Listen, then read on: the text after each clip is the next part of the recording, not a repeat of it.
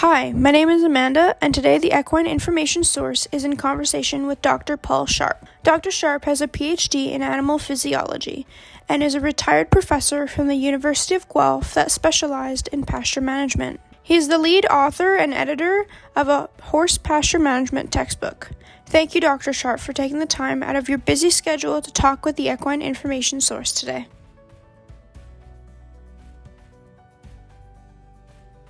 Hay is in short supply. As a good buyer or consumer, you can start looking early and be a good bargainer. But when you find that maybe you can't get enough of the hay for your needs, then look for hay substitutes. Do some comparison shopping. Calculate what you would normally pay per ton for good quality hay, and try to avoid buying on a per bale basis because bale weights are so variable. Now, if you can find a buyer who will tell you their average bale weight and maybe what the range of bale weights is, that'll be very helpful because you can calculate your horse needs for the winter based on number of pounds or kilograms of hay that you'll need. Ask for a nutrient analysis on the hay.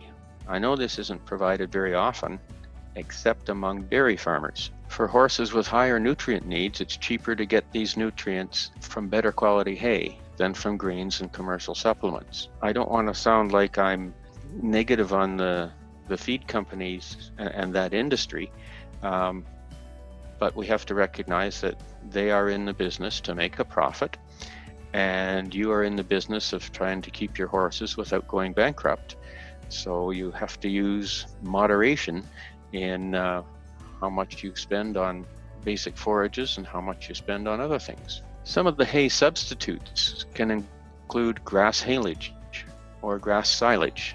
These are high moisture products that are fermented. Most small horse farms won't find it practical to use these things, but if you have horses on what's already a large, perhaps dairy or beef operation, there might be some spare grass haylage or silage available. A precaution here is that sometimes there's the Clostridium bacteria, which comes from the soil, in these haylage or silages, and it can cause botulism, which will kill an animal quickly. So if you're going to feed haylage or silage to horses, you should have them vaccinated against botulism. There are complete concentrates you can buy. These are mixtures of grains, hay, beet pulp, vitamins, and minerals. They're usually as a hay cube, but they might be as a pellet. You can get straw from oats, wheat, or barley. I think usually oat straw is a better, more palatable product for them than either wheat or barley straw. Beet pulp is a good source of fiber. Wheat bran, but only in small amounts, because too much wheat bran is too much phosphorus intake, and that can upset the calcium to phosphorus balance. Horses can even end up with a condition called big head, where their skull bones grow too much from a diet that's very high in wheat bran. Rice bran is another substitute, and this list I took from an OMAFRA fact sheet on hay substitutes. So there's more information available on this for sure. Again, get nutrient analyses of any of these substitutes that are readily available, and then have a nutritionist formulate a ration that still has hay or straw as a major component if possible. Is there anything else that you would like our equine community to know? All right, some of my favorite places to go for information is thehorse.com. I just subscribe to their, I guess it's a weekly service. I don't get the print magazine. For information strictly on pasture management that really doesn't do anything specific to horses, but it's excellent for pasture management in general, is a site called onpasture.com. Again, that's a weekly publication. They do like you to make a donation, but information is available.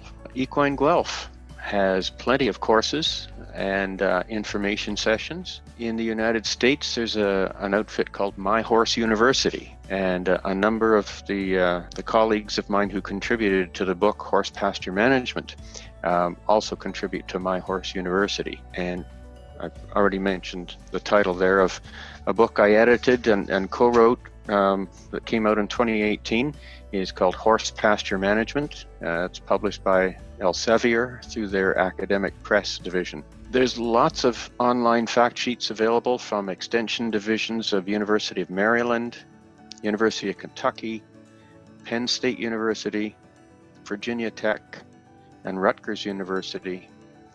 And in Canada, both OMAFRA, so Ontario Ministry of Agriculture, Food and Rural Affairs, and out in Alberta, Alberta Agriculture has some very good horse publications as well. Thank you so much for taking the time out of your busy day to meet with the Equine Information Source and to do this interview with myself. It was a pleasure to be with you, Amanda.